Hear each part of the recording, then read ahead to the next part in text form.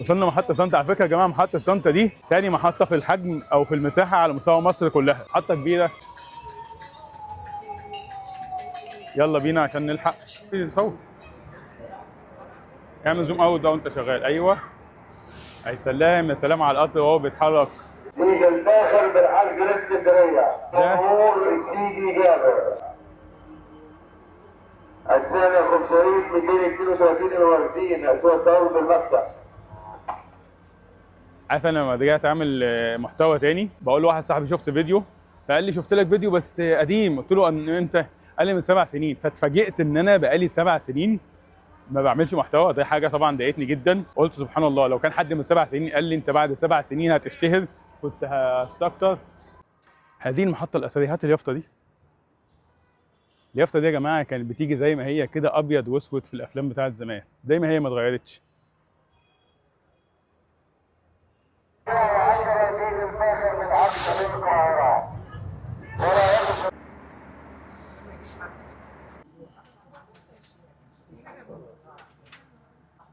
شفت الشاشه الجميله دي؟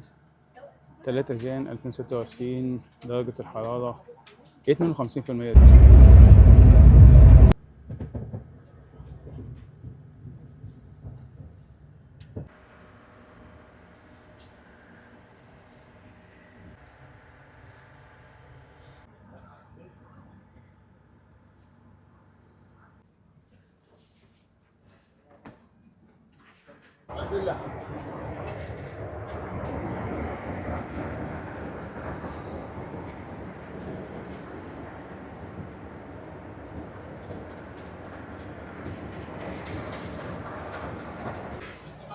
اخد وصلنا الى ارض الايه؟ كنانه. هنركب ننزل المترو هنا. هو يعني مش شغال، وجايز يكون في باب جوه.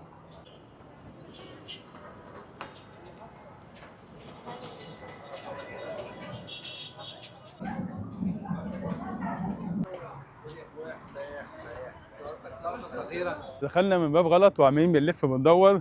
هنمشي 16 دقيقة، او احنا مشينا اصلا حوالي 5 دقايق كمان ولا اكتر. احنا مشينا فوق ال 20 دقيقة كده، ولسه فاضل لنا شوية. مكان هو خالص مش عارف احنا ايه اللي قلت لك نركب يا رأس. عاجبك كده؟ ينفع كده؟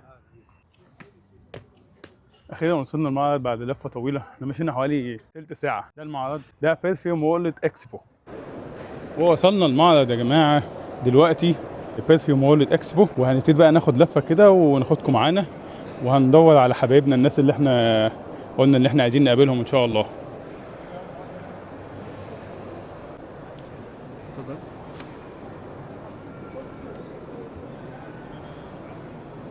احمد بيسم. لا لسه ايه بقى؟ ازي حضرتك؟ عامل ايه؟ منور. شفت اتكلمنا وشفنا بعض على طول. لا طب سبحان الله، دي حظ يعني بجد. اسلام ازيك؟ عامل ايه؟ ايه الاخبار؟ والله بدور عليك. دكتور محمود، السلام عليكم. ازي حضرتك؟ اسلام طلعت.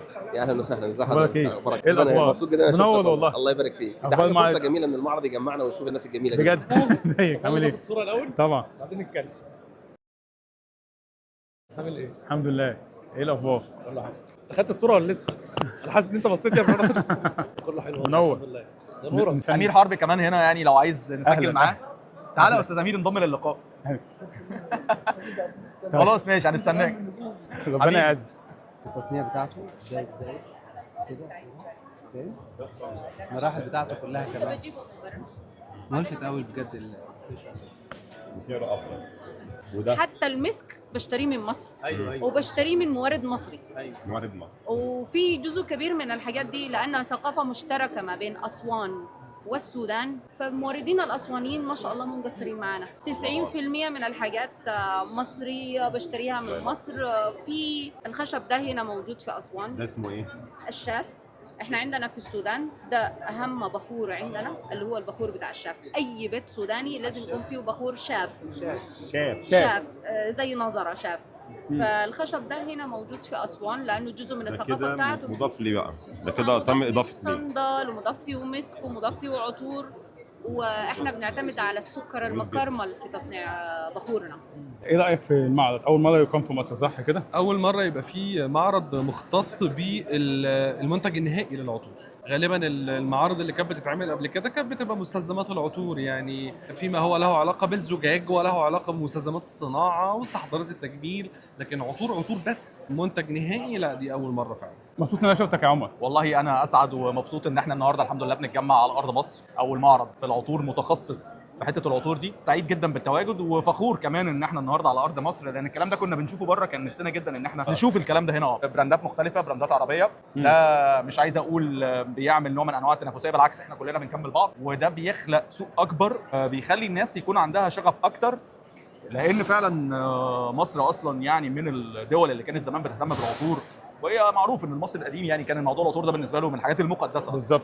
والله دي اهم نقطه، اني اول مره الاقي معرض اللي غالب عليه العلامات التجاريه المحليه. كتير دايما كنت بتكلم اني القاهره واحده من العواصم العربيه التي تصلح ان تكون عاصمه للعطور.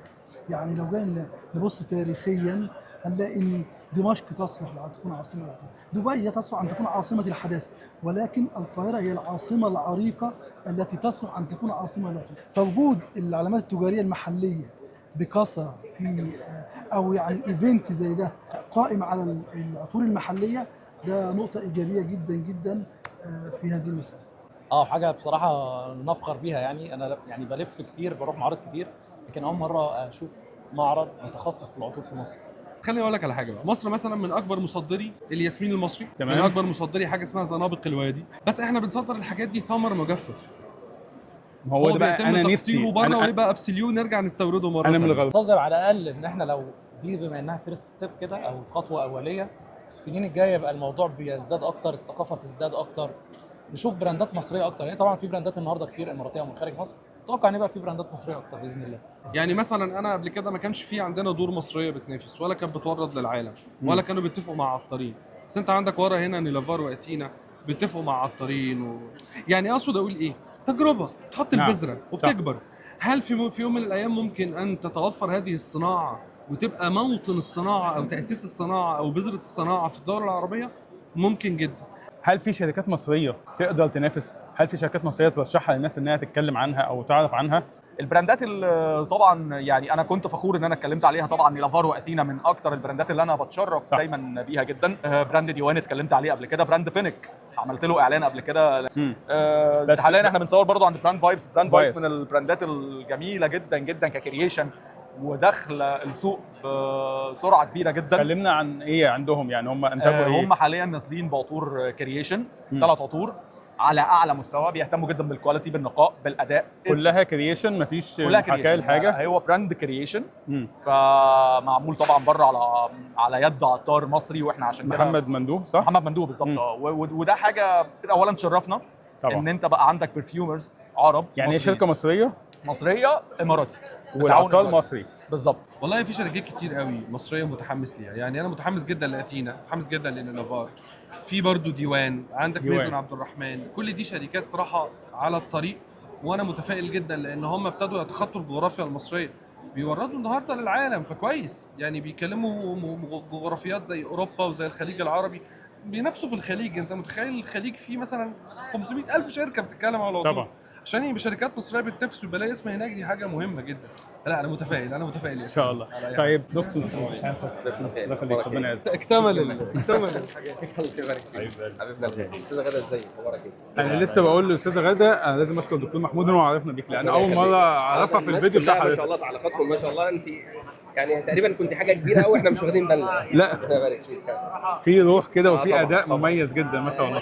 في فن ما شاء الله، انك انت بتستمتع. ربنا يبارك.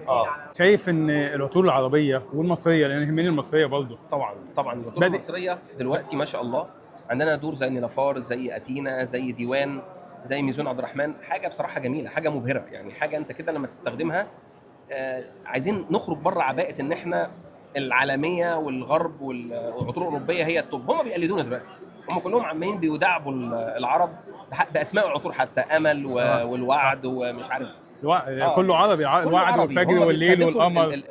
المستهلك العربي بشكل كبير جدا، لان احنا اصلا يعني احنا لينا الرياده في استخدام العطور. هم اتعلموا مننا حب العطور وفن العطور، يمكن سبقونا شويه بسبب بعض الحاجات اللي كانت سبب في اللي احنا فيه ده، ولكن ان شاء الله هنرجع تاني وهيبقى في عطارين عرب اعتقد هيعملوا حاجات شغل جميل جدا ان شاء الله. ما جاهز؟ شاء الله اسلوبك كويس، طريقتك ممتازه جدا ربنا يعزك. ومش ممله خالص، بالعكس تحس انك عايز تكمل الفيديو كله. ما انا مش عايز استقل على الناس. لا بالعكس اسلوبك كويس جدا. ربنا يعزك.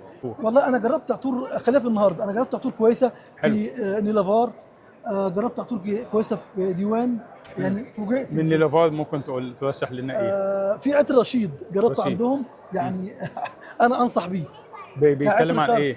هو عطر قايم على في فلفل اسود، في جلود دافئه، وفي لمسه القطران بس بشكل مظبوط.